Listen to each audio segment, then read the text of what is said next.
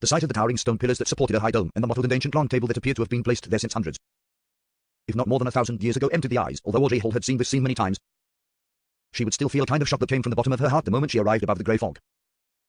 Out of the corner of her eye, she scanned the surroundings and didn't see any new members. She then looked up and bowed to the person in the thick grey fog. "Good afternoon, Mr. Fool Tilda." As she spoke, she suddenly saw a card covered with a complicated pattern on the table to the right of the Fool. It was lying there quietly, casually, like an ordinary object. Eyes, but the card of blasphemy. A card of blasphemy that hides one of the paths of the divine. Audrey immediately understood. After the Fool nodded in response, she subconsciously glanced at the Hanged Man, the Sun, and the Magician, and she found that they had also noticed the card that didn't exist in the past. However, their eyes and actions revealed their doubts and astonishment, as well as their inevitable conjectures. After all, a card that could be placed by the mysterious and lofty Mr. Fool was definitely not an ordinary item. Well, Mr. World's reaction is a little odd. He's not even looking there. Is he able to hide his thoughts so well? Is he really the nemesis of a spectator and telepathist? Audrey quickly decided that, other than Mr. Fool, the card of blasphemy was known only to herself. This made her feel quite proud.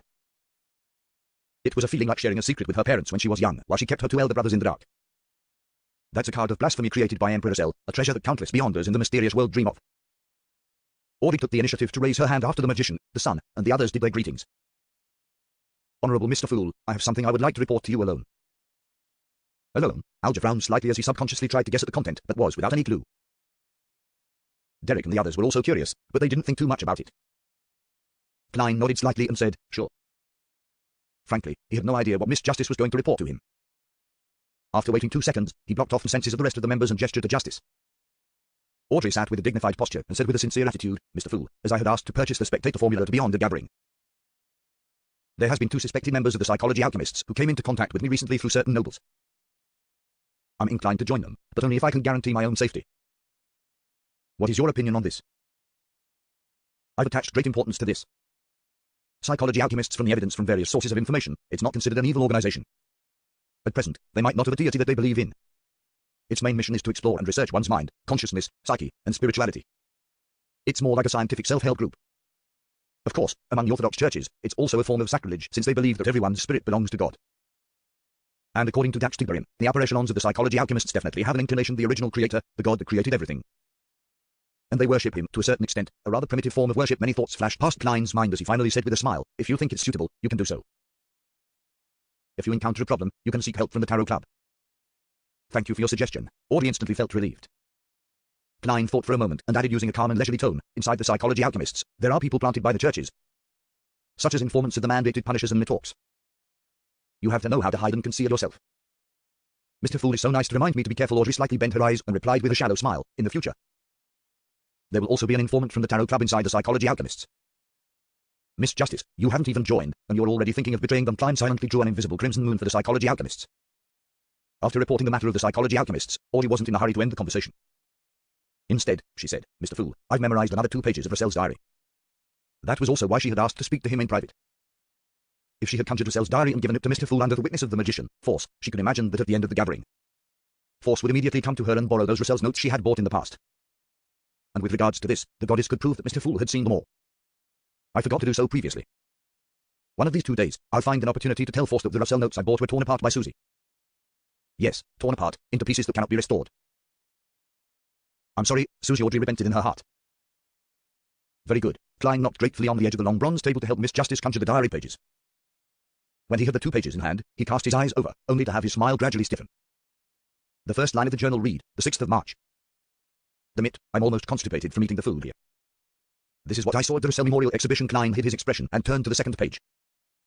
He found that the contents were still the complaints and novel experiences of Russell's early days of his transmigration.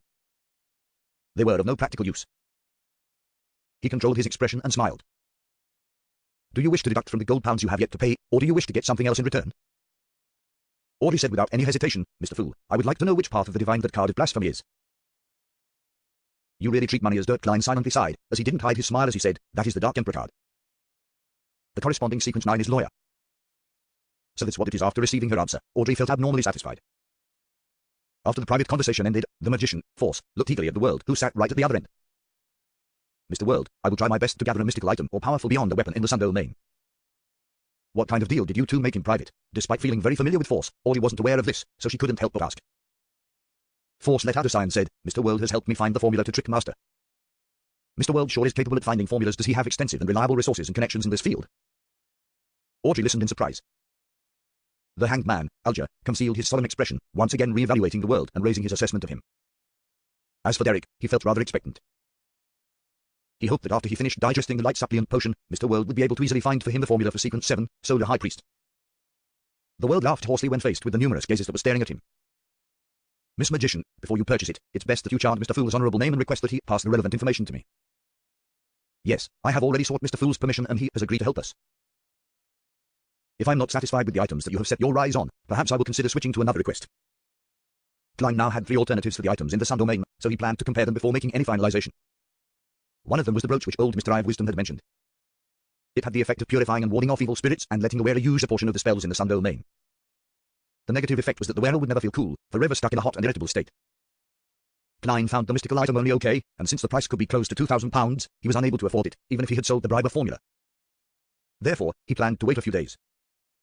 If Miss Magician and the lady with the artisan backing her couldn't find something better, then he would cash out the formula and buy the brooch. Okay, I'll give you the information no later than tomorrow. Force had confirmed that Mr. would be hosting a gathering that very night. But she had given herself another day for any unexpected outcomes. When the conversation was over, Alger looked around and said, as if he had already prepared a draft, I recently took on an investigative mission. I'm not sure if you have any relevant leads. In the past 2 to 3 years, many original native tribes in the southern continent have been plundered and all their people were taken away. In the various colonies, on the islands at sea, some slaves have also mysteriously escaped. Such situations have not happened in a long time since the countries of the northern continent abolished the slave trade. Have you all heard anything that's relevant? His eyes swept over Justice, the Magician, and the World, but he didn't look at the sun.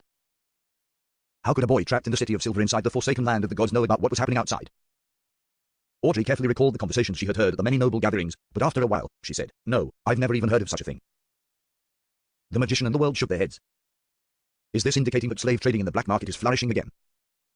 Why would they need so many slaves? Klein sat at the end of the long bronze table and thought about the matter suspiciously.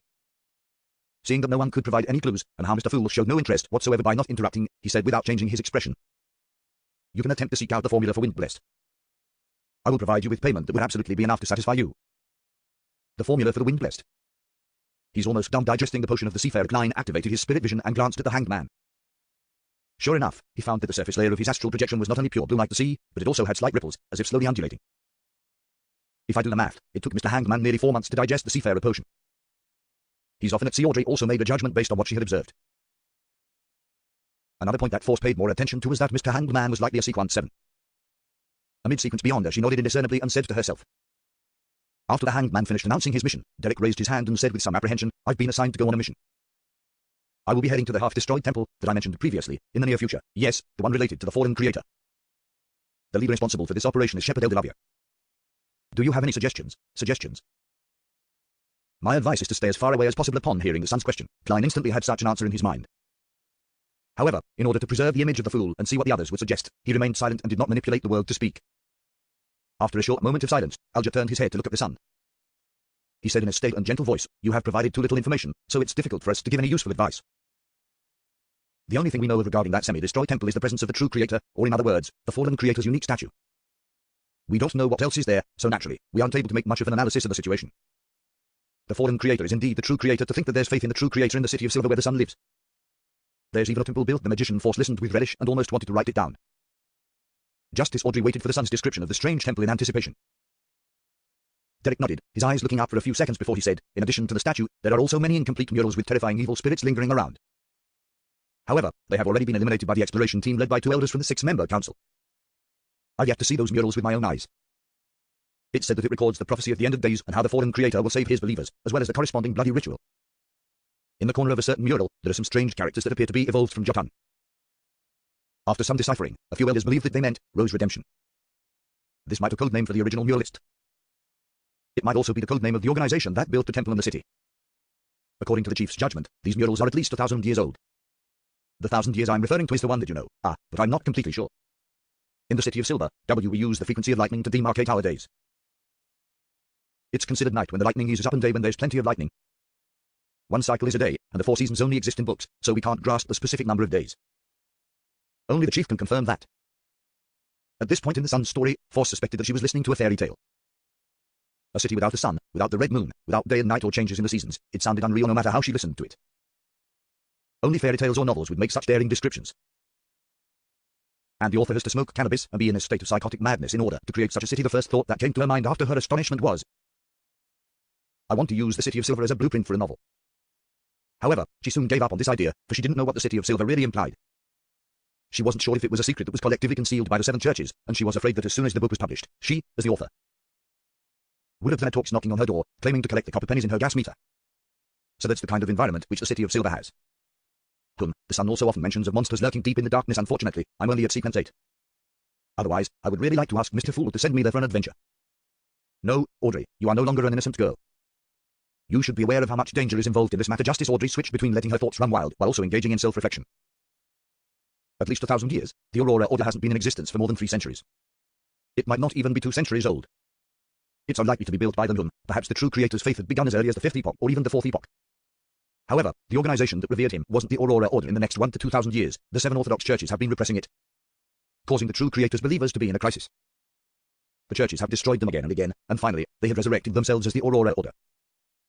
Klein, who had some guesses, made his seating posture and state appear unchanged. Derek paused for 2 seconds and continued. A preliminary clean-up of the terrifying monsters in the city ruins and the half-destroyed temple has been done. Our mission this time is to explore the underground parts of the temple. Do you have any suggestions? With your understanding of the fallen creator, what should I pay attention to? My suggestion, Alger said without almost any hesitation, my advice is absolutely not to go. The fallen creator is a true evil god. Even if his temple has been destroyed, it might still contain abnormal danger which cannot be easily detected. If the one leading your team is one of the other elders of the 6-member council, then there's nothing wrong if you insist on going. It will just be risky, but you just mentioned that the person in charge of this matter is Shepherd Lavia, and the true creator is the deity standing at the peak of this beyond their pathway. Therefore, absolutely do not go, Alger added.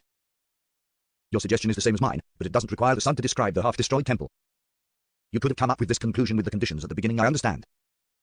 Mr. Hanged Man, you were doing it on purpose. This way, you got a rough idea of the state of the temple without paying anything. You're really just bullying a little kid sitting at the end of the table. Klein leisurely reached out his hand to support his forehead. The sun was silent for a few seconds, and seemingly having been put in a tough spot, he said, but the mission is compulsory. The Hanged Man chuckled and said, nothing is necessary. Will you still be participating in patrols before this mission? Find an opportunity and deliberately let the monsters injure you. As for how serious it should be, you can reference the past cases in the City of Silver. At this moment, Audrey read a message from Sun's eyes and movements. That actually works. After a brief period of surprising confusion, Derek frowned and said, but I don't have any patrolling missions in the near future. Alger sneered. You can always pretend to be on the brink of losing control. No, to be precise, you can push yourself to the brink of losing control. Under such a situation, I believe the higher-ups of the City of Silver would definitely not bring dangerous baggage with them on the exploratory mission, right? There is a trick. As long as you keep your spirituality in an empty state for 2 days, you will begin to hear auditory hallucinations and show signs of losing control. If you stop suppressing yourself, then your situation will improve in a week, and you wouldn't really lose control. Of course, your City of Silver definitely has some solutions and contingencies to cure those who show signs of losing control. Your recovery would definitely be quick, so you need to time yourself perfectly. It's best if you start doing so 2 to 3 days before you set off. Derek was stunned for quite a while before he muttered to himself, yes, those who show signs of losing control will be placed under control and be quarantined underground in the spire, where they will be treated with medicine, rituals, and mystical items. If the situation isn't too serious, then they only need to consume medicine. Sigh, an honest and good kid has been corrupted by an old fox just like that, but, Mr. Hanged Man, how do you know of this trick of pushing yourself to the brink of losing control? If you use this trick often, losing control might really happen. Klein sighed in his heart. Audrey was dumbstruck when she heard this. She felt as though she'd been educated. Seeing that the Sun was still hesitating as though he didn't wish to lie to the City of Silver's elders, Alger slowly asked. Do the other elders of the 6-member council know that the fallen creator controls the Shepherd pathway? They don't. Derek shook his head honestly. Alger asked again, do you think it's possible that Shepherd Elder Lavia will do harm to the City of Silver? Just answer yes or no. There's no need for any explanations. Yes, Derek finally couldn't lie to himself. Alger chuckled and said, so, you are the only one who knows of this matter, but you haven't found a way to warn the other elders of the 6-member council, right? Yes, Derek's expression grew heavier. Alger changed his seating posture as he leaned back. This mission carries immense risk. This is something you know. If you die in that half-destroyed temple, then who will be able to find a way to expose the strangeness of Shepherd Lavia? Who can save the City of Silver from this crisis? The fallen creator is a real evil god. You are not pretending to lose control or lying to others for your own personal interests. You are doing so to save the City of Silver. Comparing your honor to that, which is more important. Derek clenched his teeth and nodded solemnly. I understand. Thank you, Mr. Hanged Man. Audrey and Force suddenly had the urge to fasten upon themselves. He really is an easily fooled child, however, that's good too. It prevents the Tarot Club from losing members in the near future. Klein sighed silently as he controlled the world to say, I have a question to ask Mr. Sun. This could involve a transaction. Therefore, I'm requesting a private exchange. Klein quickly switched back to himself and nodded indifferently. Sure. After the others were screened, the world looked at the sun and asked, does the City of Silver have a way to remove an evil god's mental corruption on a beyond characteristic? This was something Klein had wanted to ask a few times before, but considering that Justice and the others might also be interested. And if the sun was unable to answer questions that involved an evil god, then all eyes would likely be cast toward the god like Mr. Fool. Therefore, he had restrained his impulse. It was only moments ago when he got inspiration from Miss Justice and came up with the idea of communicating privately. We have never encountered an evil god, Derek answered earnestly. We can only separate a rampager's mental corruption from a beyond characteristic. That's it. This might actually work. After all, I have the Grey Fog. Klein suppressed his joy and made the world speak. What do you need in return? It's not a matter of compensation. Sun shook his head. That method and the corresponding knowledge requires me to be at least the captain of a patrol team. Or even a strong warrior like the captain of an exploration team in order to be privy to such matters. The former requires being sequence 7, while the latter requires a minimum of sequence 6. Few Klein sighed, letting the world hoarsely say, I hope that you can attain the qualifications as soon as possible, after the private communication between the world and the sun. The Tarot Gathering began its free discussion session. Audie asked with great interest about the unique scenery of the sea and of any strange happenings, while Alger gave selective descriptions according to his own knowledge. Force listened quietly and was inspired to write a novel about a pirate king, of how he captures a female passenger and has a complex love affair with her, a fantasy that coexisted with reality. Derek could only imagine what the sea looked like based on the paintings in the City of Silver and the corresponding words. In the end, Klein, whose spirituality was gradually drained, announced the end of the Tarot Gathering. After which, he quickly returned to the real world and made up for it with a nap. 7:30 at night. In Empress Barra, inside a particular noble's house. Force put on a hooded robe. After so many days, she was once again attending the gathering organized by Mr. A. She sat quietly in a corner, and whilst pretending to casually survey her surroundings, she noticed that Mr. A, who was sitting alone on the sofa, seemed a little different from before. This wasn't a change in appearance or temperament, because the other party's face was completely hidden in the shadow of his hood, preventing her from making out anything. The difference she felt was an almost intuitive feeling. Mr. A is no longer as carefree and indifferent as before, with him always looking at everyone in a supercilious manner. The current him seems to be very repressed, like he's trying his best to control something. He feels a lot more dangerous now. In the past, Mr. A was a mountain. Now, he's more like a reared-up snake, sticking out its tongue vociferously. The best-selling writer, Force, suddenly felt grateful that she hadn't gotten Xio to come with her, since she needed to hide matters about the Tarot Club and not let her know that she was looking for something in the Sun domain. This way, even if there are any accidents, my escape would be much easier. She rotated the bracelet, which only had 2 stones left. She was in no hurry to write down her request to hand over to the attendant. Instead, she patiently observed for a while. It wasn't that she was naturally cautious, but the lessons of the past had left her with deep impressions. The 2 stones on her bracelet were evidence of this. After waiting for more than 10 minutes, she finally picked up a piece of paper and a pen in front of her and wrote in deliberately distorted handwriting. Seeking to buy mystical items or powerful beyond the weapons in the Sun domain. After handing the note to the attendant, Force looked around again, but she couldn't find the eternal blazing sun believer, who had helped with the purification and exorcism ritual. Among the disguised or masked figures, trades took place as the attendants shuttled about. The entire hall remained quiet and orderly. After an exchange in the middle of the gathering, Force's request was added to the 2 chalkboards right in front. Not long after, she received a reply from the attendant. A small slip of white paper was filled with dense words. Mystical item, band light ring. It can make the wearer an envoy of light, an attendant to the sun. They will be immune to various diseases and wield sacred powers. The wearer can summon blinding light and use several spells in the Sun domain. It can purify all dead spirits in a 50-meter radius. It is the nemesis of such creatures. If the wearer is acknowledged by the ring, they will be enhanced, otherwise, they will be weakened.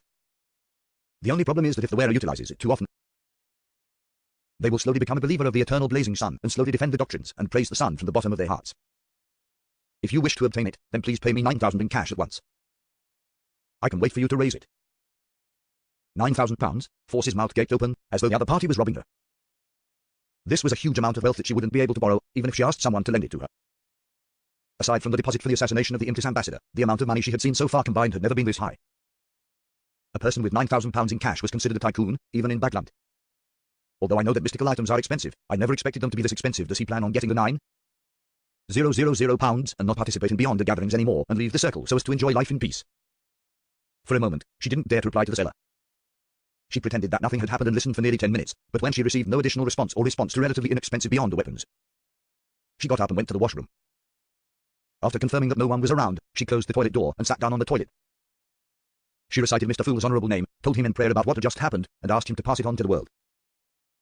Klein, who had heard the layered, illusory sounds, quickly went above the endless grey fog and gained a basic understanding of the situation. 9,000 pounds, he mouthed the number, his expression twisting slightly. After silently calculating the amount of money he could raise in a short period of time, he let out a breath, conjured the fake person, the world, and manipulated him to give a response. The negative effect of this mystical item is too serious. I do not wish to be a believer of the sun. You don't have to worry about this anymore. We'll transact using cash instead. Pay £450 and you'll get the formula for Trickmaster. The moment he finished his sentence, he cut the connection.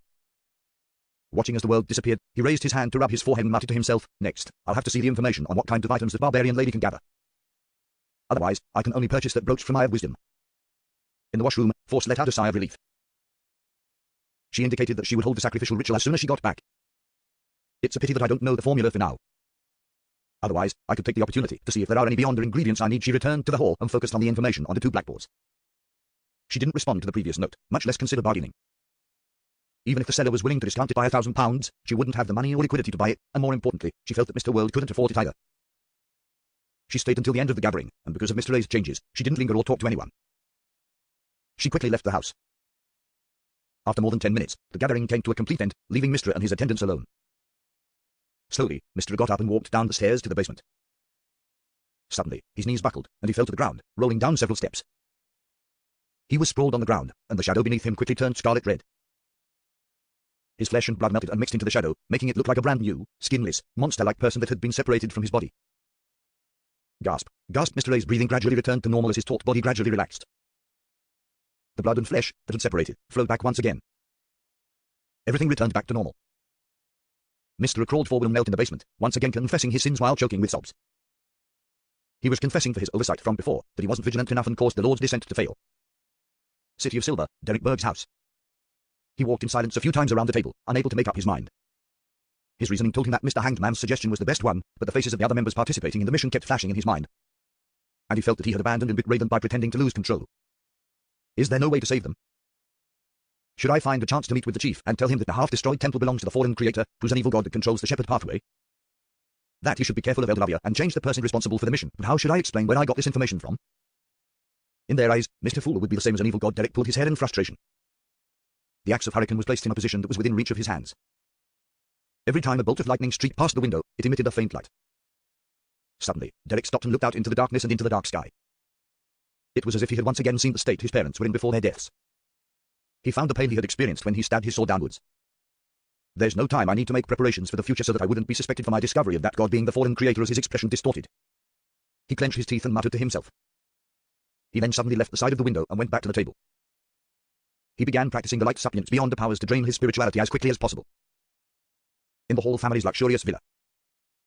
In an art studio, Audrey leisurely smeared oil paint when she heard a rhythmic knock on the door. When her maidservant, Annie, opened the door, she saw that it was her mother, Countess Caitlin. Although this lady was close to 50 years old, she looked to be in her early 30s.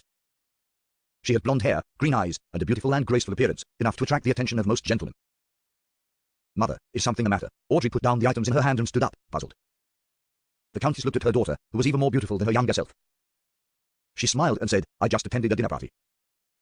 Lady Della said that you're very interested in psychology and that you wanted to hire a tutor, didn't you? Yes, but I haven't decided yet, Audrey replied hesitantly on purpose, just like she usually did. How could the Countess not see through her daughter's thoughts? She smiled and said, she recommended a psychiatrist named Escalante. If you have no problem with that, I'll send someone to invite her to tutor you twice a week. How about that? It's your decision. Audrey's smile blossomed, bit by bit. Mother, come and sit here. I'm lacking a beautiful model. On Tuesday morning, Klein confirmed through the Backland Morning Post that Eye of Wisdom's gathering would be held tomorrow night. He was relieved as he was no longer worried that his acquisition of the items he needed wouldn't be in time for Miss Sharon's attack on the enemy. To celebrate the good news, he decided to take a day off at the Quadayag Club. Underground shooting range of the Quadayag Club. When he was done shooting, Klein meticulously serviced his free revolver and adjusted the ratio of purifying bullets, demon hunting bullets, and exorcism bullets to 3-1-1. Phew. He exhaled, put away the revolver, tidied his coat, and slowly walked back to the hall on the first floor. He had already heard from the attendant that the dish that was in limited supply today was pan-fried dragon bone fish. As soon as he entered the buffet cafeteria, Klein saw an acquaintance, Talim Dumont, the equestrian teacher from an abject noble family with short brown curls. He was eating his lunch with unfocused eyes. Klein carried his plate over, sat down, and greeted him. Talim turned his head and glanced at him. His lips quivered a few times, and after 3 or 4 seconds of silence, he finally opened his mouth and mumbled, Sherlock. Do you know people who have strange abilities and are very powerful? Yes, the one in front of you is one. Klein's eyebrows twitched. He didn't give a direct answer. What do you want to do? Talim opened his mouth but said nothing. With a solemn expression, he thought for a while before he squeezed out a smile and said, It's nothing. I was just asking out of curiosity. He had asked what should a person do if he fell in love with someone he shouldn't have the last time, and this time he's asking if I know of anyone with strange abilities. Is he trying to get rid of the other party and completely sever his friend's fantasies?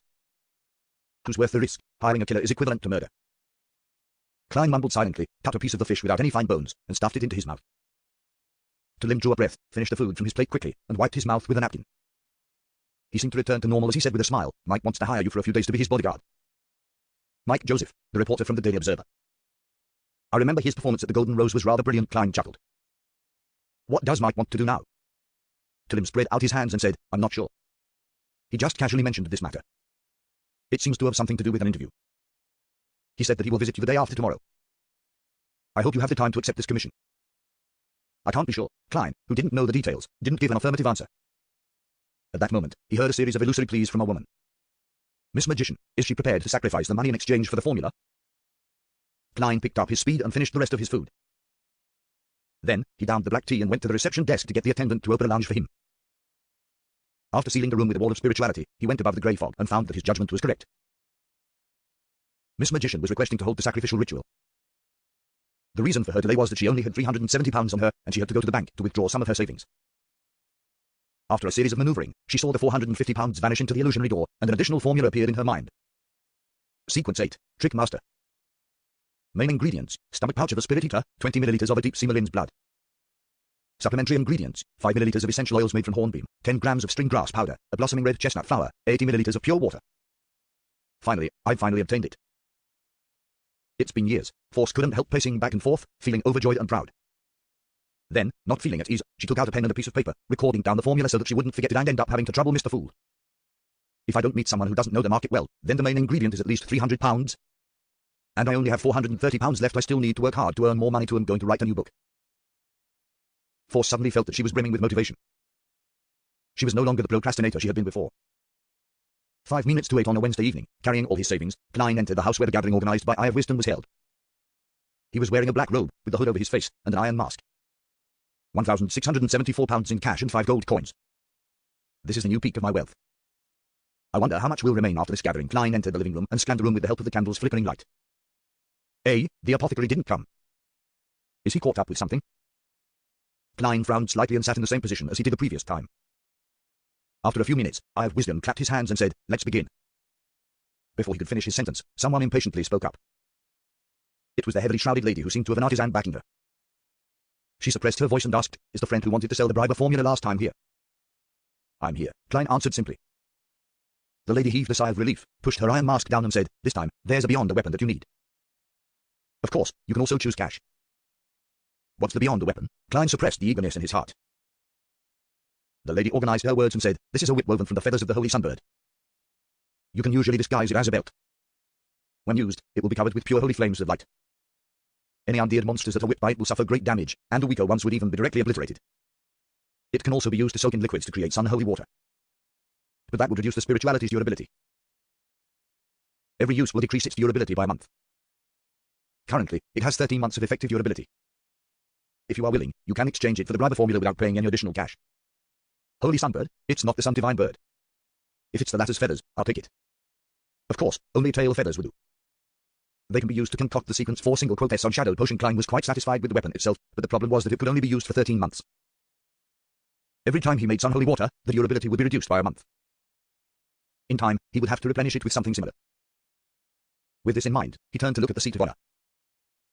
Mr. Eye of Wisdom, can you describe, in detail, the brooch you introduced last time? Oh, write it down on paper and indicate the price that would satisfy you. He was afraid that the others would be interested in the brooch and thus raise the price, so he decided at the last second to get Eye of Wisdom to write it down. All right, Eye of Wisdom laughed and asked an attendant to bring him a pen and paper. While he was writing, the members of the gathering continued their trade.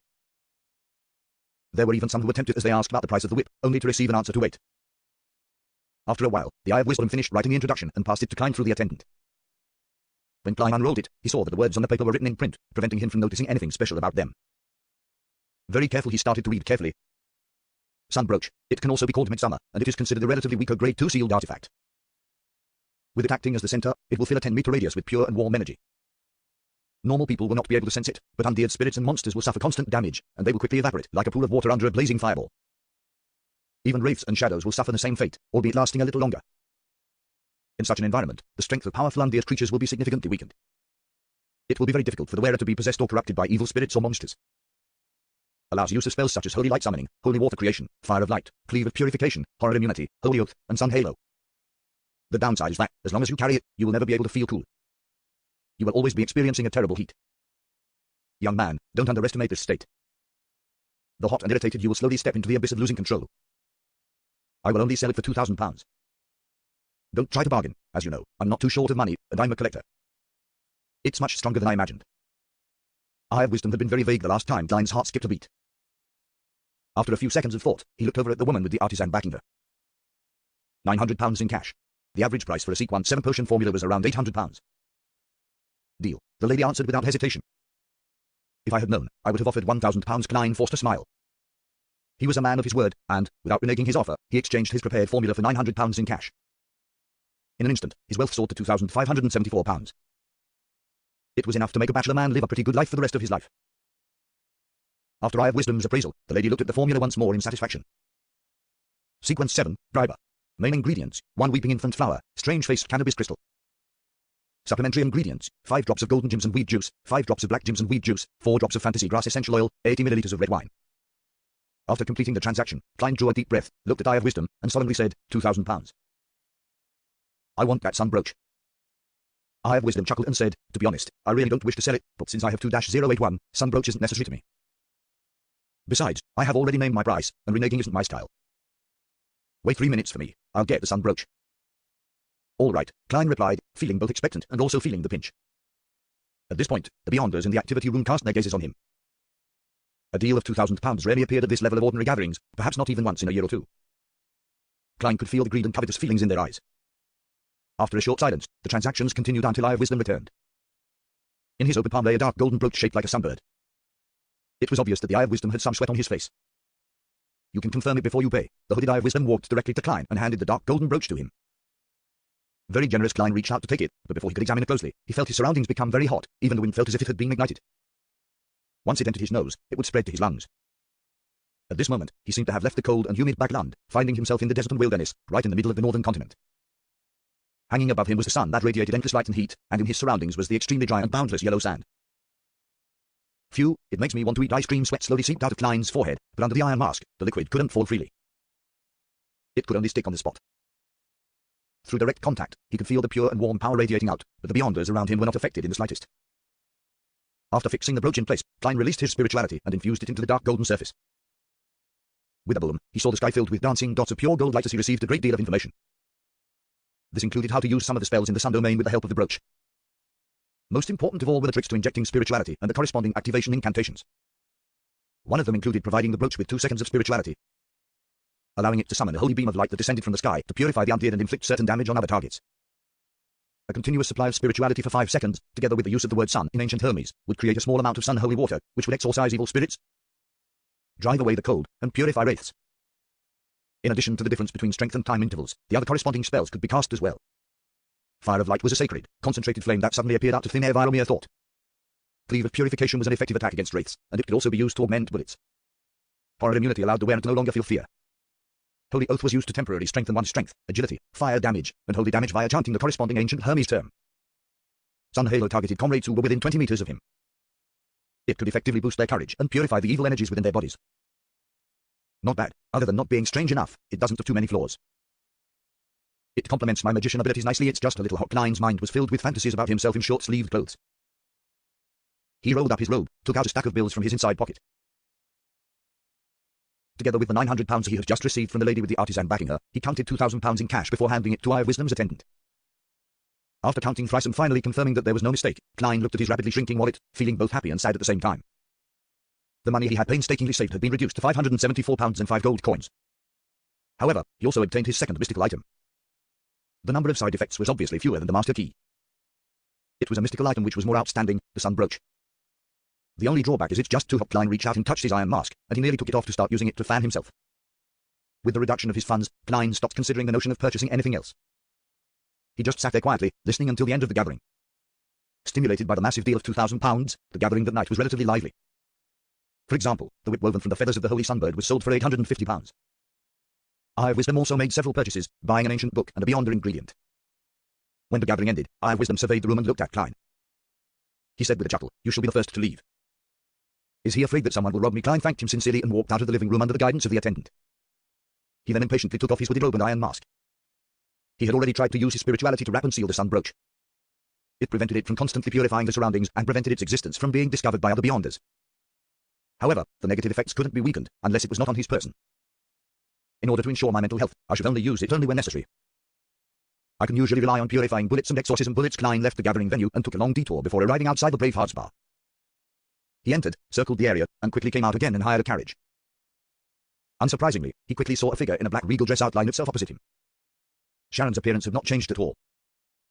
She asked it in an ethereal voice, "Are you done with your preparations?"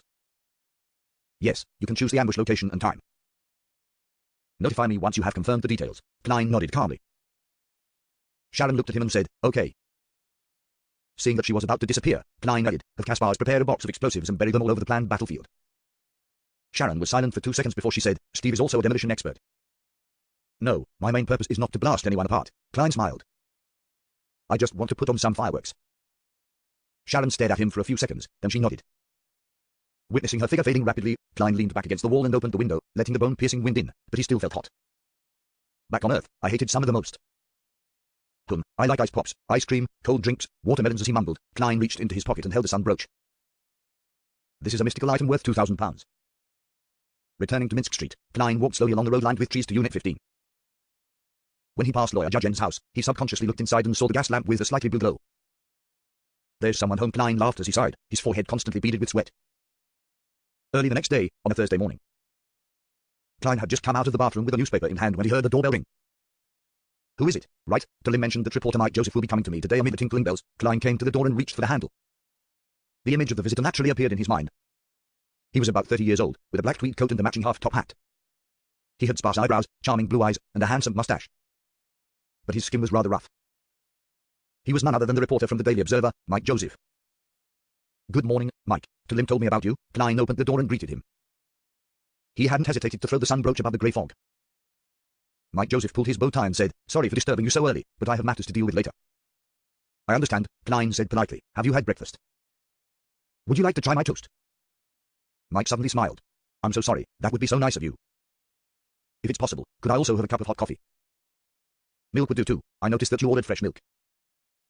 "All right," Klein smiled in response.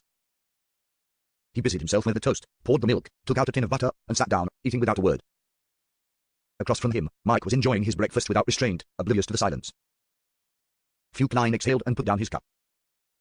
"Mike, you wanted to hire me to protect you?" Mike set his knife and fork down slowly and took a mouthful of milk. "Yes, about 2 days, Friday and Saturday, maybe even Sunday morning." "Who wants to hurt you?" Klein asked in deliberation. Mike chuckled and said, "No, this is just a form of proactive self-protection. The editor of the newspaper arranged for me to do an investigation in East Borough, the dock area, and the factory district. It said that it's sponsored by some church or aristocrat. As you know, gangs run rampant in East Borough. There are thugs everywhere, and there are people who are willing to betray their conscience just to scrounge a meal. I need a bodyguard who is good at fighting and shooting. And most private detectives have certain connections in East Borough, don't they?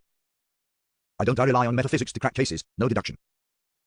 Klein thought for a moment and said, "But I might not have the time in the next few days. I hope to see when Miss Sharon will be taking action." Mike cleared his throat and said, "I've already applied for £10. This protection mission will amount to £10, even if nothing happens." Klein let out a soft chuckle. "Mike, I'm serious. Tomorrow at this time, he'll come after breakfast to look for me. If I have availed myself, I will take this commission. If I'm really busy, then I will introduce you to other detectives. They're also good at fighting and shooting. For example, Stuart or Caslana." 2 names flashed through his mind. Mike finished the remaining toast and said, "That wouldn't be an issue." After breakfast, Klein watched the journalist leave his home and admired the sights of the freezing rain outside through the oriel window, the passing carriages and pedestrians, the dark sky, and the colorful umbrellas. Finally, a normal mission. It neither involves beyonders, nor does it have anything to do with finding cats and catching adulterers. It's a pity that it isn't a commission regarding a murder case or something like that. Otherwise, I would be able to experience what it feels like to be a true detective. There is always only one truth." Klein's thoughts wandered aimlessly as he felt an inexplicable sense of carefreeness. If not for the fact that he was still worried about the situation regarding Sharon and Marek, he planned to relax completely, visit all kinds of museums, buy a ticket to a large theater, listen to a few operas and musicals, and enjoy the delicacies of the various nations that had gathered in Backland City. "Well, I'm a casual tourist," a lonely gourmet. Klein gave a self-deprecating laugh, turned around, and walked towards the sofa, intending to look through the newspapers he hadn't finished reading. Suddenly, he noticed that a slip of paper had appeared on the coffee table. The handwriting was elegant and reserved. "Tonight at 10 o'clock. We'll meet at the back door of Braveheart's bar. Klein was stunned for a moment. He turned his head to look outside the window, sighed, and said, "Is it finally starting?" A catchphrase from Detective Conan.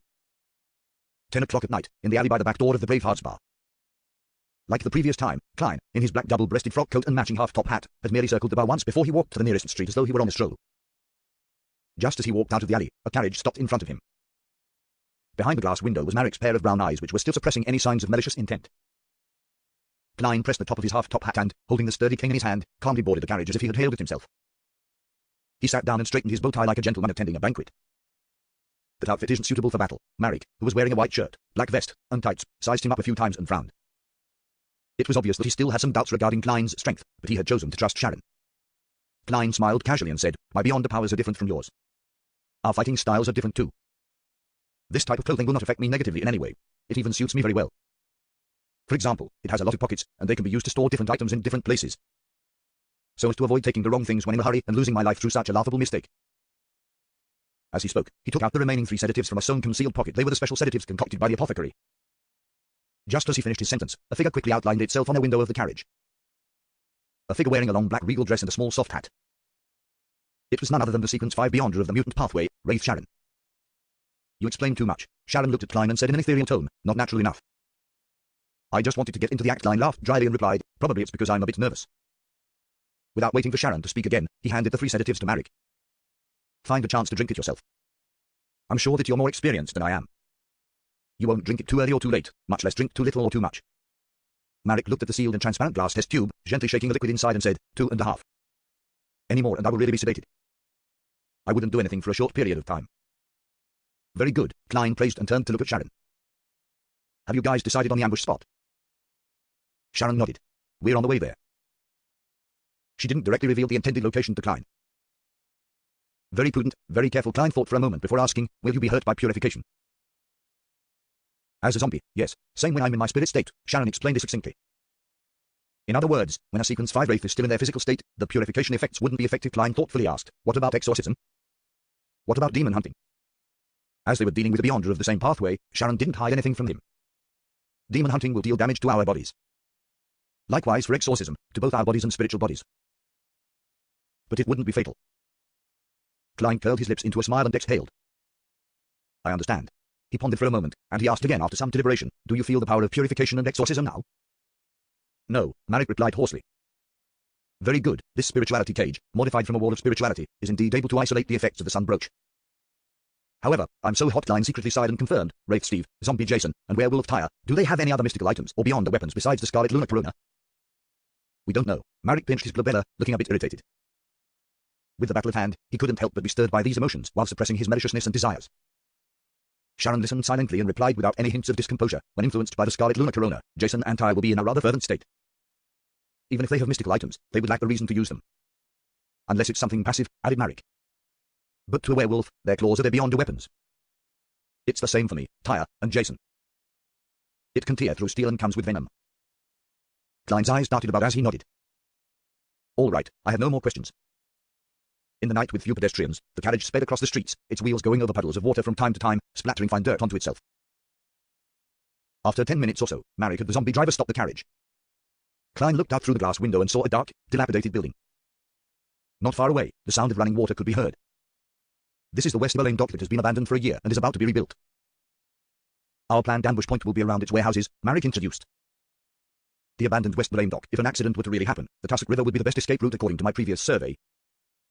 There is a Lever Cathedral about 2 kilometers northwest of here, one belonging to the Church of the God of Steam and Machinery." Klein quickly recalled his surroundings. He disembarked from the carriage, tidied up his clothes in a leisurely manner, and, with his cane in hand, followed Sharon and Marek into the dock which awaited renovations. After walking for about 5 minutes, they came to an open space surrounded by several warehouses. The soil here was dark brown, with withered weeds lying everywhere. A wooden chest quietly sat in a dark corner. "Those are the explosives you asked for," Marek pointed. Klein immediately nodded and said, "Aren't you afraid that a tramp might steal them? My zombies are sleeping underground here. If anyone enters, they will scare that person away." Marek pointed to a few other spots.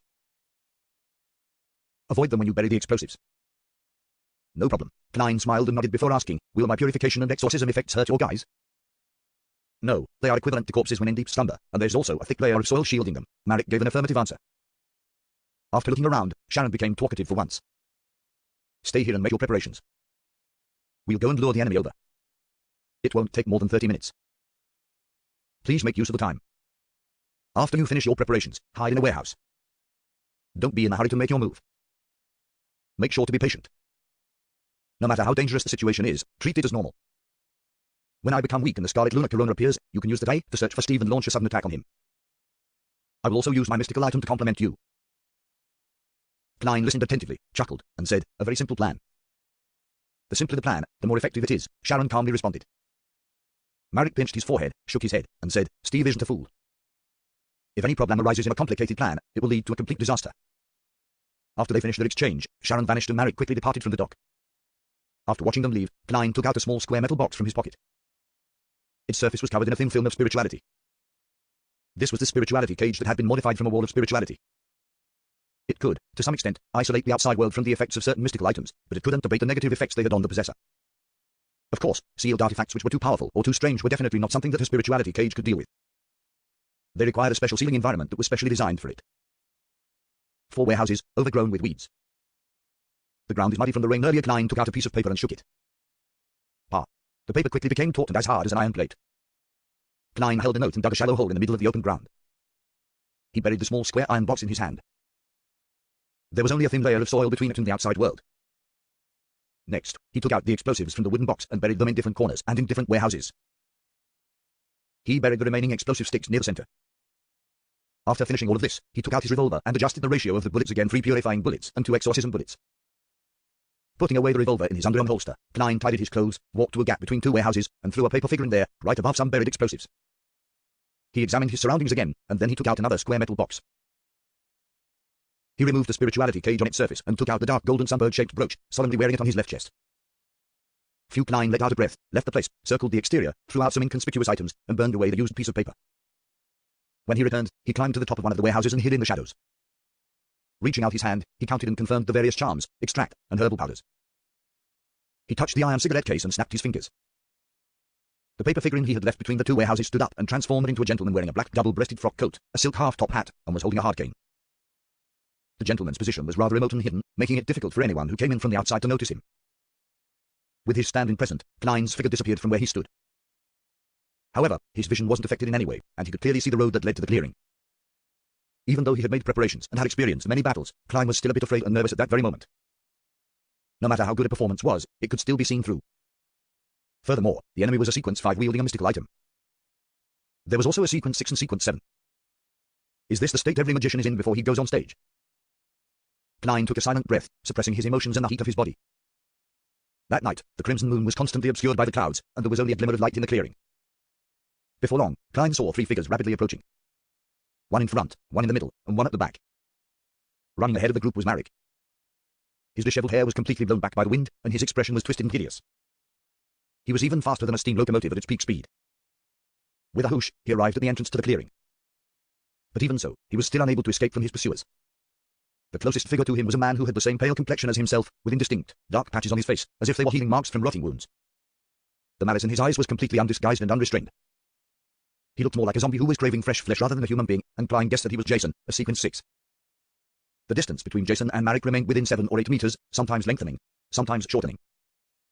This repeated again and again, as they ventured back and forth. More than 10 meters behind them, a figure was left far behind. It was a thin but muscular man. His hair was shaved very short, and his hair stood erect like spikes. As he swung his arms, the tip of his palms flashed with a metallic light, reflecting the weak crimson moonlight. Those were black fingernails which were as long as daggers. Werewolf Tyre Klein chanted the person's sequence and name silently. In his mind, the wall that was splashed with blood appeared in his mind. It was a scene with intestines and limbs splattered all over the ground. Tap, tap, tap. Marek used all his strength as he ran while Jason gritted his teeth and ran as fast as he could. At some point, the healed dark spots on his face began to swell, as if some sort of rotten liquid was about to ooze out. The 2 of them left the puddles of water and moist soil that were turning into white frost in their wake. The withered weeds were lifted up by the wind created by the 2 of them. As they slowly fell down, they began to rot and decay at a speed visible to the naked eye. Suddenly, a pale hand reached out of the frosted soil and accurately grabbed Jason's ankle. Jason twisted his body and forcefully kicked out, breaking the hand's wrist and sending it flying. The remaining stump's flesh and blood had long since rotten, and white maggots struggled to squirm outwards. Marek stopped, pinched his lips with his right hand, and let out a shrill whistle. Bang, bang, bang. The soil in different parts of the clearing were lifted, and the expressionless corpses sat up. At the same time, a chilly wind suddenly swirled. Countless transparent shadows seemed to have caught the scent of a bloody feast, and none of them wanted to fall behind as they rushed towards Jason. Some pulled his arms, some pulled his calves, and some even hugged his head. Jason stopped and grunted. The shadows flew out, one after another. Some of them screamed miserably and disappeared, while others stayed in their original spots, lost. At almost the same time, Marek and Jason both raised their right hands, thumbs held up beside their forefingers, with their index fingers aiming at each other. Silently, the air between them exploded as black wisps of air billowed upwards. Marek took a step back, and a few strands of his disheveled hair withered in a blink of an eye and fluttered to the ground. Marek, you're still so weak. You still don't understand how to use the power of desire, Jason said with a low, hoarse laugh. At this moment, Werewolf Tyre had already arrived at his side. As for Steve, the Sequence 5 Beyonder in charge of the operation was nowhere to be found. Don't be in such a hurry to finish off Marek. Wait for Sharon to come and save him. Lord Steve is about to arrive, Werewolf Tyre whispered to Jason. He then extended his bright red tongue and licked his lips. I wonder what Sharon will look like when she has her clothes off. Before he could finish his sentence, he suddenly saw Jason turn his head. His face was deathly pale, and there were two identical figures in his eyes. Black regal dress, light blonde hair, exquisite face, and pale skin. Pa. He struck out with both palms and gripped Werewolf Tyre's neck. The creaking sound of bones giving way sounded out. Wraith Sharon had attacked. Tyre inhaled sharply, making his neck bulge like a water pipe. It grew strands of stiff black hair and briefly resisted the force that would snap his windpipe and neck. His eyes gradually rolled backward, showing its whites as his red tongue hung out and sticky saliva drooled down his lips. However, his right hand had accurately reached into his pocket. He had cracked a preset spirituality seal. The empty clearing, together with the warehouses, suddenly lit up as crimson moonlight filled the entire area. Jason's grip on Werewolf Tyre's neck began to weaken, and a figure in a small, soft hat appeared behind him. Tyre's face broke into a smile that was both smug and cruel. His right hand took out a miniature full moon from his pocket, a crimson full moon. It was a dark red accessory that constantly emitted a serene luster. Shaped like a full moon, it had crimson rubies embedded along its circumference. In the middle was a symbol that symbolized a moon, as well as many other mysterious labels. Sharon narrowed her eyes instinctively and retreated 2 steps back. Her incorporeality slowly receded. Her legs no longer seemed capable of supporting her weight. She fell limply to the ground, her black and complicated regal dress stained with dust and mud. Werewolf Tyre raised the palm-sized round accessory high up into the air, laughing as he gasped for breath. Lord Steve was right. You would definitely attempt to counterattack. And Sharon, your target for possession would definitely be Jason, whose sequence is higher than mine. Therefore, the Scarlet Lunar Corona was given to me. Yes, where is he now? This isn't as Sharon had expected. It seems like I can only choose the best opportunity to strike myself. Klein frowned as he heard this, and he forcefully suppressed the anxiety in his heart. At this point, Werewolf Tyre was in no hurry to attack. He knew that the longer the effects of the Scarlet Lunar Corona lasted, the weaker Sharon would become, and the more Marek would be in pain. In Jason's cold eyes, which usually had a hint of savagery and madness, there was no longer any rationality in them left. He was also affected by the Scarlet Lunar Corona, but he was used to indulging in his desires, so he didn't feel any pain. Instead, he felt a thirst for the fresh flesh before his eyes. Gasp. Jason let out a low, inhuman growl from his throat. His exposed skin and hair turned white. At that moment, Sharon raised her arms with difficulty and used her left hand to remove the black glove that she wore on her right palm. Jason happened to lunge at her, and the thin layer of ice covered the soil around her. Suddenly, endless rays of light burst forth from Sharon's palm. As they fed on Sharon's spirituality, they interweaved in front of the doll-like lady to form a bronze door, which was covered with mysterious patterns and filled with an indescribable smell. The door swung open with a creak and a crack appeared. From the crack, pairs of pale or transparent hands or arms covered in teeth or bloody, skinless arms, stretched out, crossed the void, and grabbed zombie Jason. Indescribable pairs of eyes were hidden in the darkness behind the door, quietly watching the prey in front of them. Before he could even react, Jason was grabbed by the arms, and he was entangled by smooth and incorporeal tentacles. These tentacles were dark green vines that had countless baby faces protruding out. These strange entities were crying and laughing as they tried to drag zombie Jason behind the door. Even though his thoughts were completely controlled by his bloodlust and the urge to kill, Jason instinctively felt afraid. Gasp. The sound from his throat suddenly intensified, and layers of frost immediately appeared on the worrisome-looking arm. The dark green vines that protruded from the baby's faces emitted painful groans as they continuously dripped with decayed, turbid yellow liquid. The pulling force abated, but it did not disappear. Jason kept directing ghosts to interfere, but it was like throwing a stone into the sea. Even when he tried to use spells from Death's domain, they failed to deliver any striking results. His body began moving uncontrollably towards the crack of the illusory mysterious door. Occasionally, he would manage to struggle and retreat a little. As he had taken a sedative in advance, Marek was not completely taken down by the pain. Taking advantage of this, he took out the last 2 sedatives, broke the bottle with a snap, and drank 1.5 glasses in one go. The suppressed malice in his eyes weakened, and his twisted expression returned to normal. He swept his gaze at Werewolf Tyre. At the same time, with a swoosh, Tyre's thin but muscular body disappeared and reappeared more than 10 meters away. As his figure began outlining itself, an illusory image was left behind. A black aura that seemed to be alive rose up from the ground, pierced through the remnant images, and disappeared with a flicker. Tyre hadn't used Blink, as his sequence didn't have the corresponding Beyond the powers to do so. He had relied on the Scarlet Lunar Corona to push him to his maximum speed. The speed at which he moved had produced after images. At that moment, Klein, who was hiding in the shadows at the top of the warehouse, also reached into his pocket with his left hand, touching the iron cigarette case. He removed its surface spirituality cage and gently opened the case. He was sure that Wraith Steve had already arrived at the scene. Otherwise, Jason definitely would have been dragged behind the terrible door if the deadlock continued. As for Werewolf Tyre, despite being augmented by the Scarlet Lunar Corona, he was unable to instantly finish Marek off. When Sharon aimed the Door of Mysteries at the werewolf, the Scarlet Lunar Corona would end up changing owners. As soon as Klein's fingers touched the all-black eye inside the metal cigarette case, his mind filled with crazy, foul, and terrifying ravings. There were terrifying ravings that made his blood vessels bulge. He felt as though his eyes were cracking, and his head could explode at any moment. And in the midst of these ravings, Klein saw strange, mysterious, and illusory black threads. They were divided into groups, some of them extending to Sharon's body, some of them from Werewolf Tyre. They intertwined with each other without entangling themselves as they extended into the void. Among them, many of the black lines came from a spot not far away from Marek, and they didn't overlap. Wraith Steve, he wants to possess Marek. With a thought, Klein retracted his left hand. Instead of drawing his gun to shoot, he snapped his fingers without making much of a sound. Boom! An explosion suddenly occurred between the two warehouses. The raging flames and heat caused the figure wearing a black double-breasted frock coat to float out. After catching the attention of the others, Klein quickly drew his gun and pulled the trigger at the spot he remembered. At the same time, the dark golden sunbird brooch on his chest flashed with a ray of light. He added cleave of purification to the purifying bullet. Bang! The bullet shot out with a faint golden beam of light. A faint golden stream of light flashed past, hitting what seemed like an empty space. However, resplendent flames suddenly rose up from that spot, rapidly forming a silhouette who was wearing a black tuxedo and a dark red cloak. The figure's left arm was burning with holy and pure flames as it continuously emitted faint black and green smoke, illuminating his pale face in dark green glow. It was a man in his 40s with oily hair that was neatly combed with meticulous attention. His eyes were dark and green, and while possessing no emotion, there were no signs of pain. Wraith Steve. He turned his head and looked maliciously at Klein, who was at the top of the warehouse. Klein was startled as he felt his body suddenly turn cold. Even the heat brought by the sun brooch couldn't counteract it. His body stiffened quickly, and his eyes glazed over. His pupils reflected the same two figures, a black tuxedo, a dark red cloak, a head of hair slathered with oil, a pair of dark green eyes, and the pale face of a man in his 40s. Almost in an instant, Klein was placed under Steve's control, his thoughts gradually numbing. This was the ability of a Sequence 5 Wraith. It was a strange and hardly defensible ability. Fortunately, he was adequately aware of everything beforehand, and was already prepared for it.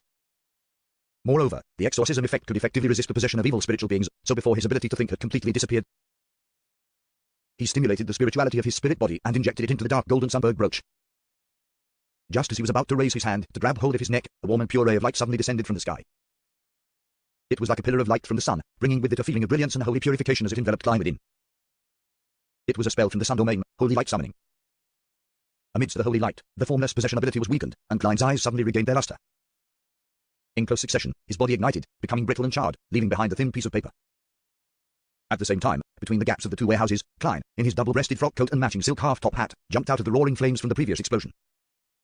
His cane had been thrown away somewhere long ago, and the same figure floating above his head had also been successfully destroyed by the flames. It turned into pieces of ashes and scattered in every direction. Before Klein could confirm his situation, he felt an invisible grip on his ankle. There was a firm grip on his calves, arms, chest, and clothes. In his spirit vision, which had long been activated, Klein saw blurry, transparent figures. Some of them were incomplete, some were covered in blood, some of them had burned black skin, and others were pale and cold. A cold wind of unknown origins blew at his neck, making his hair stand on end and made his body tremble uncontrollably. The dark golden sunbird brooch in front of him suddenly flashed with a brilliant light, and golden illusory flames started flaring up around him one after another. These flames emitted the aura of the sun, and because they were so dense, they formed a sea. This was the fire of light from the sun domain. The ghastly ghosts around Klein shrieked silently and vanished, and the cold wind at the back of his head was replaced by the scorching heat of the sun brooch. Klein, who was temporarily safe in this environment, couldn't help but sigh in fear.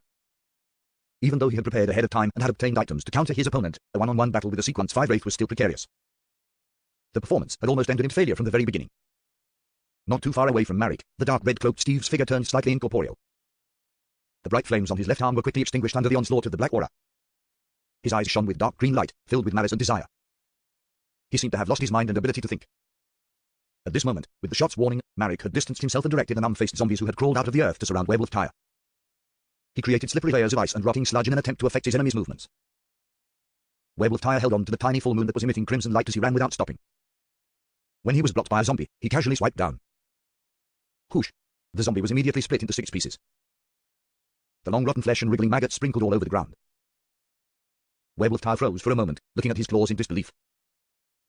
Only then did he understand that the augmentation that the Scarlet Luna Corona brought him wasn't only restricted to speed.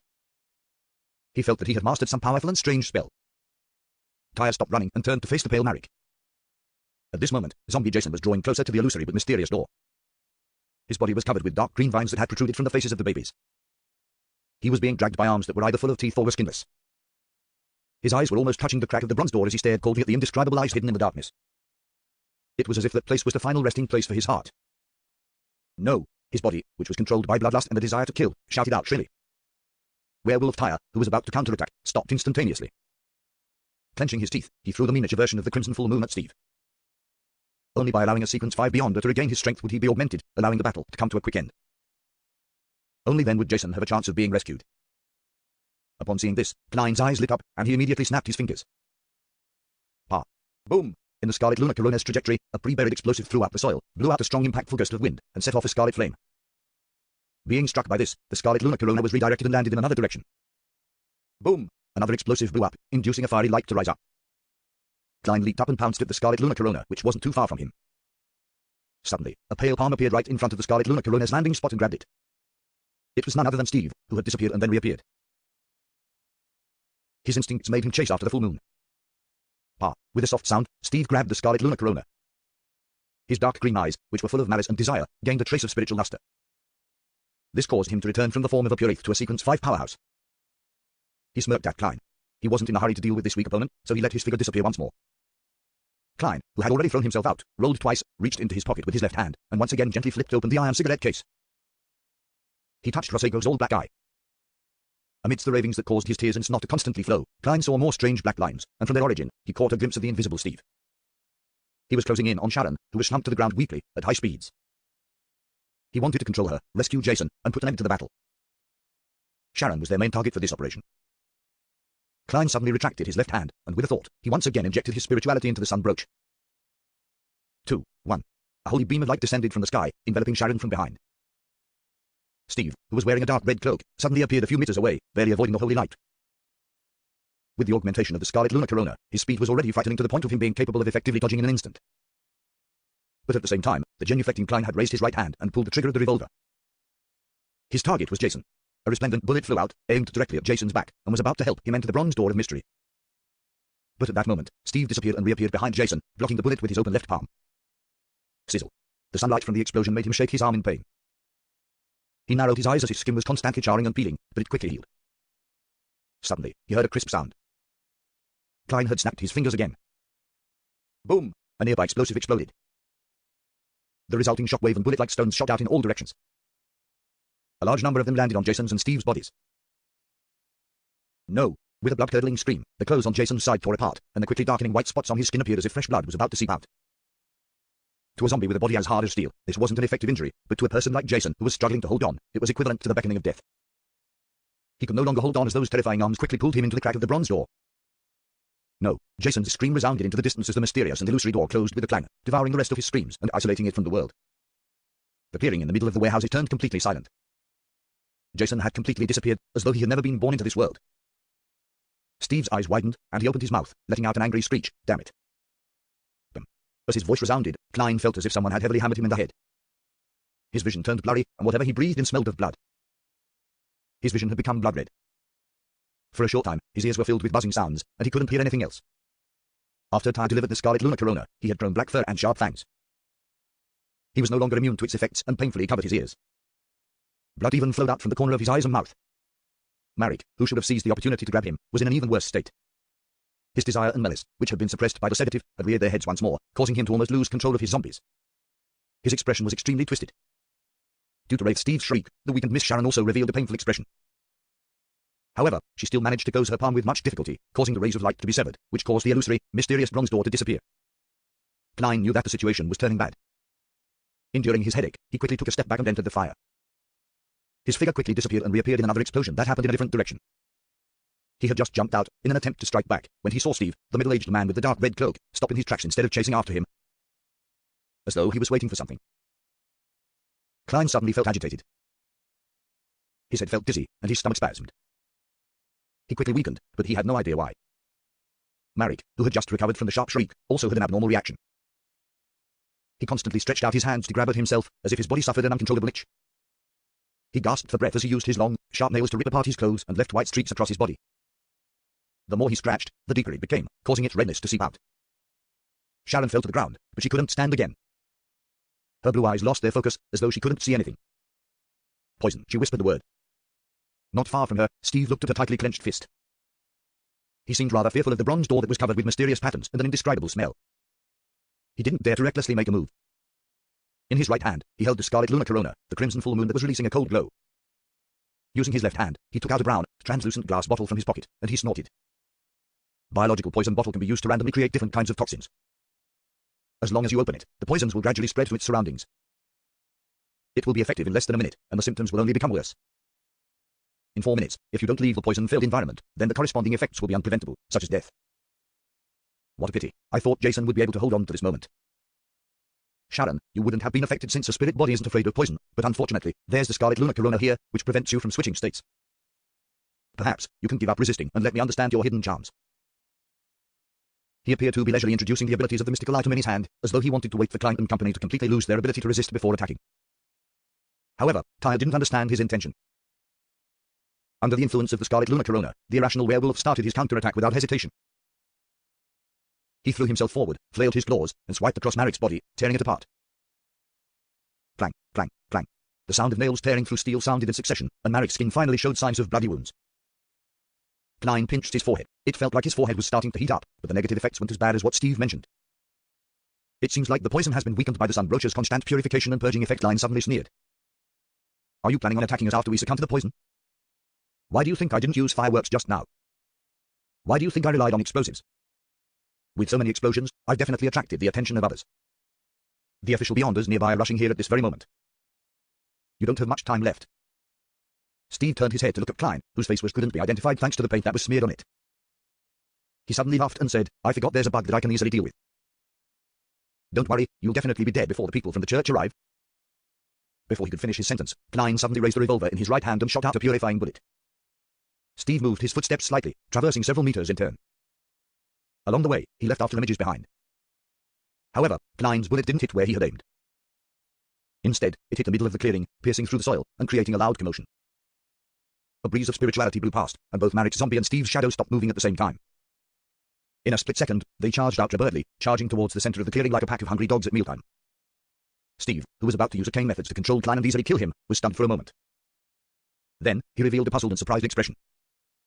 For some baffling reason, he discovered that he couldn't command the undead he controlled.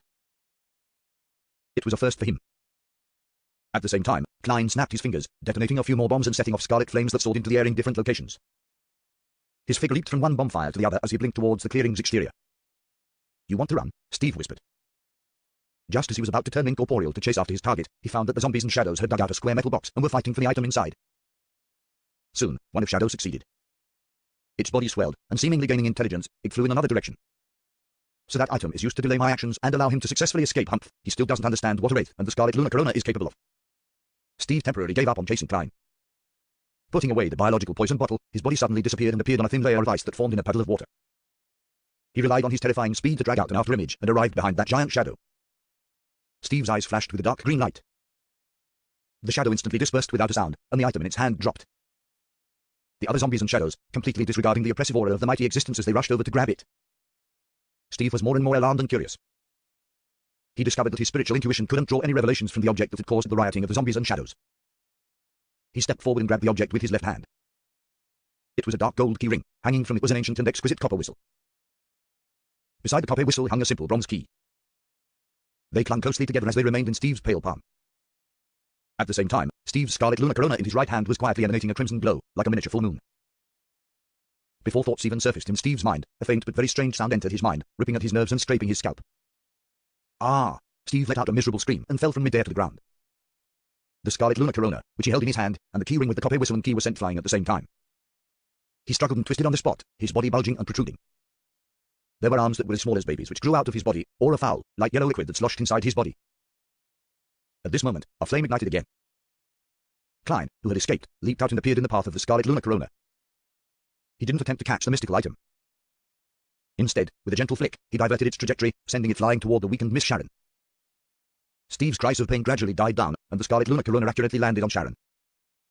Sharon's figure instantly turned incorporeal, and the blue eyes that had lost their focus regained their luster. Clenching her right hand tightly, her left hand held the palm-sized accessory inlaid with a ring of dark rubies. Her body began to float. The Scarlet Lunar Corona allowed its wielder to be immune to the influence of the full moon. Sharon was no longer weak.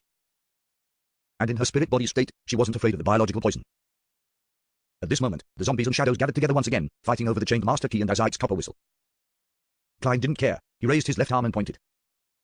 The sun brooch on his chest flashed a dark golden glow and disappeared. An intense, bright, and holy light fell from the sky, shrouding the group of zombies and shadows that were fighting over it.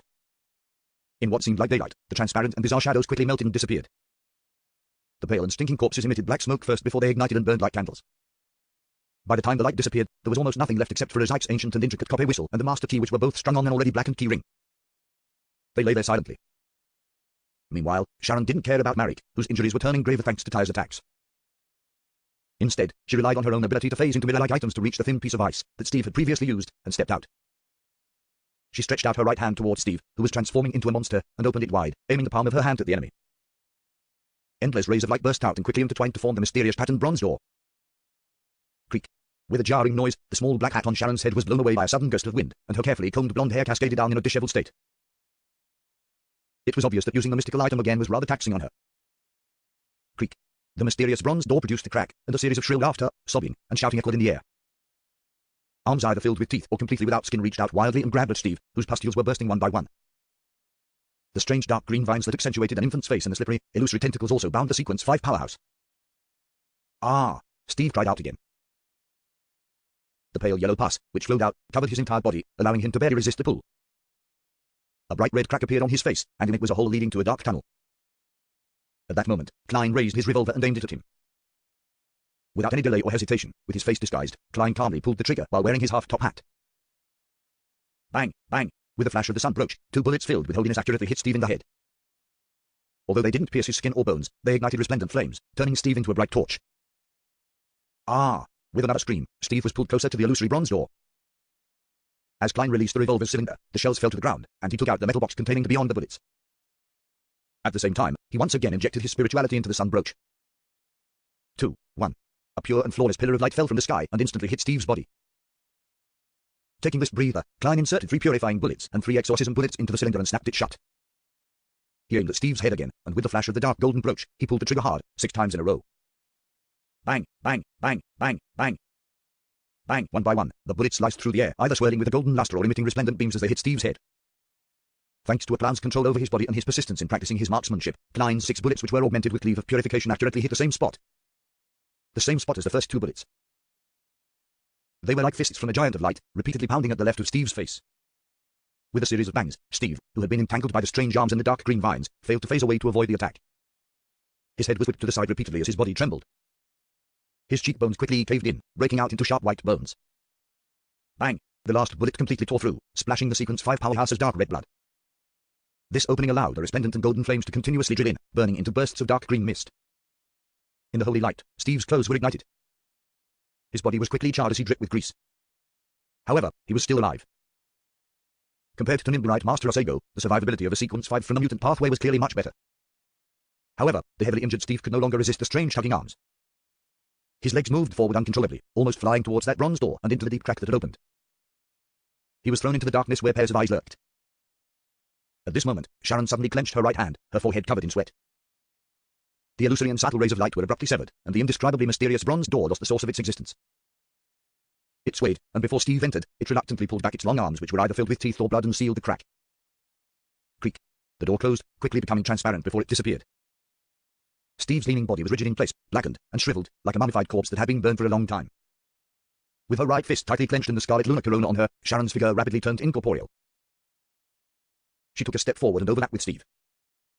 Klein's spirit vision instantly lost sight of her. However, the charged Steve raised his fists and abruptly smashed them against his already severely injured head. Bam. His head turned into a pulp like that of a rotten tomato, and milky white spots sprayed out before splattering to the ground. A translucent figure was also expelled. It rapidly spread out, turning into something that looked like a giant jellyfish. Within it was a dreamlike liquid that was swishing and a pair of deathly pale eyes that were condensing. Sharon was forced out by this strange object, and she reappeared beside it. She suddenly stretched out her left hand, letting out a silent shriek. The ground suddenly turned black, as if it had turned into a muddy deep sea. Twisted bloody vines grew out from it, splitting into many sections, with each section having 4 sharp teeth and an eye. The blood-red vine wildly grew outwards, immediately locking onto the jellyfish-like phantom as it greedily sucked the dreamlike liquid within. The phantom quickly collapsed, and the blood-red vine once again retreated back into the muddy deep sea. But with this delay, the headless, charred Steve began running. He tore across the clearing and headed for the way out. He still wasn't dead despite already losing his head. Steve had only run a few steps when a sudden crisp sound cracked in the silence. Pa. Klein, in a black double-breasted frock coat with a matching half-top hat, turned to him and snapped his fingers. Boom! The dirt beneath Steve's feet was violently lifted, and scarlet flames soared. It spread upward, and when it reached its highest point, it spilled down like beautiful fireworks. Steve's body was torn to pieces from such fireworks. His charred hands, feet, guts, and blood splattered everywhere. One of his fingers rolled to Klein's feet, and the brown, translucent biological poison bottle fell in another direction. The mutilated body, which was the last traces of Steve's existence, squirmed a few times before finally becoming still. In the scene with the blooming fireworks, Klein felt his spirituality become more active, and the powers that still wasn't completely his had become more attuned to him. In response to this sensation, he passed the revolver to his left hand. He took off the silk half-top hat from his head with his black-gloved right hand, and he pressed it to his chest, and bowed slightly at Sharon. Sharon's blue eyes looked over. She looked past Klein to the carnage of Werewolf Tyre and Marek. Sharon's figure disappeared, and Tyre's eyes reflected her image. Tyre stood there stiffly, his black hair standing on end. He raised his arms with great difficulty and pressed them against his head. Kacher. He twisted hard, and his eyes soon saw his spine which were underneath the cover of his torn clothes. Pa. Tyre twisted and pulled again, pulling his head out of his torso. Throughout the entire process, he didn't let out a single scream or a single word. He held his head, letting the blood constantly drip down. The corpse which had lost its head was still standing straight, without toppling. Sharon didn't immediately leave Tyre's body. She appeared to be attempting something. Very soon, bits of dark green light emerged from Tyre's head and body, quickly condensing onto one of his fangs as its core. It seems like Miss Sharon has a way of accelerating the separation of a beyond a characteristic. The prerequisite to doing so requires her to possess the target, kill the person, and have complete control of the body enlightened. Klein bent down and picked up the shells that had fallen to the ground, stuffing them into the metal square box, one by one. He was afraid that the investigators, which would subsequently arrive, would find the artisan through the uniqueness of the shells and, hence, find the woman who had purchased the Briber and Barbarian formulas from him. Then, they would lock on to Eye of Wisdom's gathering, causing his safety to be threatened. As for the bullets, they had long been sacrificed to the corresponding deities in the holy light and flames, just like the materials in charms. Putting the revolver away, Klein was about to take a step forward when Sharon appeared beside the biological poison bottle with an exaggerated speed. She made it float up and land on her palm. Before Klein could think of anything else, the pale woman flicked her wrist and threw him a translucent brown bottle and a dark green fang. To save time, she's helping me pick up my spoils. Klein was startled. He instinctively pulled out a piece of paper and covered the 2 items. He didn't come into direct contact with them. At this moment, he could see that Sharon's complicated black regal dress had lost its usual tidiness and cleanliness. It fluttered gently in the wind, and a few strands of her light blonde hair was stuck to the side of her face, making her feel more like a person. This biological poison bottle comes with its own lid. I just wonder what negative side effects it has. Klein lowered his head and examined his spoils of war. He used the black cap hanging on the side to reseal the biological poison bottle so that it wouldn't continue to do him harm. As for the dark green fang, it was the beyond the characteristic left behind by Werewolf Tyre. As Klein placed the 2 items into a small metal box he prepared, and he used holy night powder to create a wall of spirituality, blocking off the influence they had on their surroundings. He watched Sharon's figure disappear from the corner of his eyes. Steve's remnant flesh squirmed and produced a nearly translucent point of light. Similarly, he was still on guard against Marek, lest he suddenly went crazy. Amidst this vigilance, he discovered that the healing powers of a zombie was truly astonishing. The bone-deep wounds from a moment ago had now basically closed. Marek also gave him a profound look. It was as though he had remembered something and understood something. When he was done, Klein walked a dozen steps away, picking up the square metal box that had been dug up by the zombies and shadows. Then, he found Azite's copper whistle and the master key which were surrounded by human-shaped candles. He glanced at it and awkwardly realized that he didn't dare to pick them up. The effects of the Scarlet Lunar Corona were still radiating through the clearing. This was the last trap he had set up, one that would never be used unless all other means were exhausted. For this, he had taken the time to visit a hospital's morgue and test out what the corpses would do after they had gotten their hands on Azite's copper whistle. It allowed him to design a corresponding plan. Can you stop the influence of the Scarlet Lunar Corona? Klein turned to look at Sharon, who had materialized again. She already had an additional translucent doll in her hand. Without saying a word, Sharon placed the Scarlet Lunar Corona to her chest with her other hand. The circle of rubies quickly dimmed, and the light from the full moon disappeared from the abandoned land. Only then did Klein lean over and grab the keyring with his fingertip, raising up Azite's copper whistle and the master key. Then, he stored them in the square iron box with concave bullet marks and quickly created a seal. Meanwhile, Marek circled around and dealt with the scene.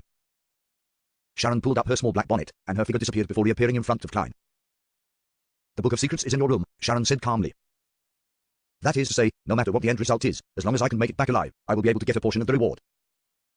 "I wouldn't have gone through all this trouble for nothing." Klein smiled and bowed. "Thank you for your generosity. The official Beyonders will arrive any time soon. We have to leave." Sharon nodded and asked, "Do you need any help?" "There's no need," Klein chuckled. "I still have lots of fireworks which I haven't released." As soon as he finished his sentence, he raised his hand and snapped his fingers. Boom, boom, boom. The remaining explosives exploded, one by one, sending flames up into the sky. They clustered around the largest and most eye-catching one in the center, producing a dreamy and beautiful scene. Sharon's gaze was instinctively attracted to it for a second, and when she looked back, Klein was no longer there. There was only a spark that gradually dissipated. Away from the clearing, he took a small detour northwest, preventing him from running into any official Beyonders on the way. One match after another was lit on the road, and the flames quickly soared up and then quickly disappeared. Klein's figure constantly emerged from within them as he leaped across the flames and departed the West Berlin dock. Immediately following that, he took out a special bottle of extract and wiped it over his face. With a gentle wipe using a piece of paper, he removed all the paint. Klein shook his wrist and burned the paper to ashes. Then, he picked up the cane he had hidden nearby, straightened his clothes, and walked out into the street like an ordinary person. Not long after, Klein arrived at a cathedral. Its name was Lever Cathedral. As many devotees went rich, they might not be able to rest on Sundays and were usually busy during the day. Thus, the cathedrals of the various churches typically opened until the early hours of the morning, giving most believers the opportunity to pray and repent. Klein looked up, tapped the steps with the black cane in his hand, and stepped inside. He intended to avoid the subsequent round of inspections of the surrounding people. A few minutes later, a machinery-heavy mine team appeared at the clearing surrounded by abandoned warehouses. There were a total of 5 of them, each armed with different kinds of Beyonder weapons. However, all of them frowned when they saw the cleaned-up scene. After looking for a moment, they began putting in effort to gather clues. Lever Cathedral. Since it wasn't even 11 yet, there were quite a few people here. However, not a single person spoke. The entire prayer hall was so peaceful and holy that no one wanted to break the silence. Klein sat in the third pew along the aisle. He leaned his black cane forward and took off his silk half-top hat. Wearing a black double-breasted frock coat, he clasped his hands against his lower jaw and closed his eyes. His expression was abnormally calm as he faced the triangle-shaped sacred emblem in front of him.